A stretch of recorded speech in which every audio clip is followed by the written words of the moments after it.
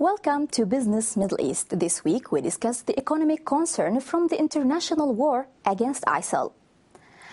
Airstrikes are targeting the wealthiest terror group in the world, which has set up its own black market for oil fields it controls in Iraq and Syria.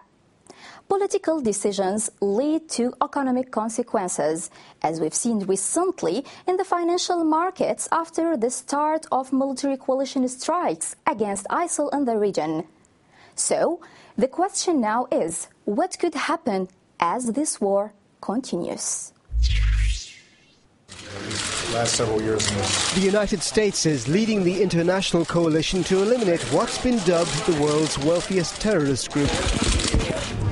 There have been airstrikes on ISIL strongholds in Syria and Iraq, particularly targeting oil installations in a bid to cut off its funding. Petroleum products have become one of ISIL's main income sources. They sell at super low prices through intermediaries in the region who smuggle the shipments on. It's estimated ISIL could be making as much as $3 million a day from the trade. It controls 7 oil fields and refineries in northern Iraq and 6 fields in Syria, specifically in the Deir al-Zur province, according to experts. Those sales on the black market have led to even gloomier forecasts for the country's GDP.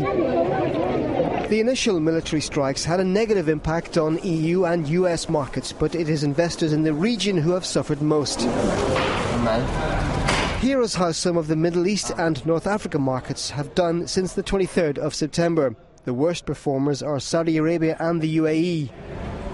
The geopolitical tensions have raised investors' concerns around the Middle East, particularly as Britain's Prime Minister has warned the US and its allies could be waging this war for years to come.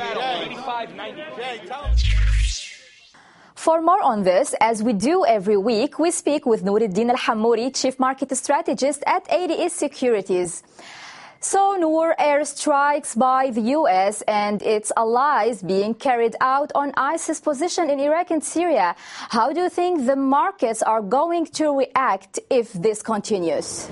Yes, we've seen some declines. However, these markets basically are also sensitive to any geopolitical tensions. However, these effects are not expected to be on the longer term. It's just only a short-term play due to the fears of an expansion that these strikes might continue or might expand to a regional war. The concerns are more about the economic weakness in the US and Europe. There is a good liquidity, or still there's a good liquidity in the region and a number of excellent opportunities for investors. So the declines that we've seen is likely to be limited before the rebound continues ahead of the end of the year.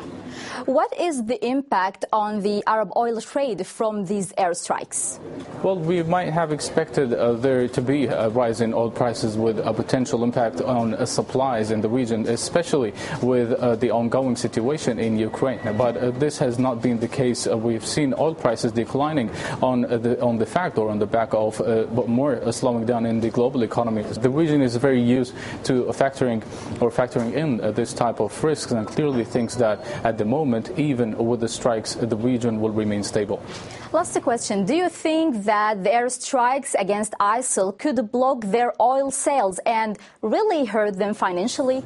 This is not a question that we can answer right now. It is clear from the region's response and the international response that ISIL or ISIS has created many enemies. These groups will look to marginalize the organization, and at the moment, oil supplies do not appear to be a powerful factor in this process. If the forces who are combined against ISIS wants to take this approach and block their black market operation, then we could see this reflected in the global oil prices, especially as we go into the winter period at least in the next few months.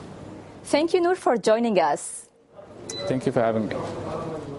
That's all for this edition of Business Middle East. We'd like to hear your thoughts on all this. Join us on Euronews Facebook page. Thank you for watching. Have a nice week.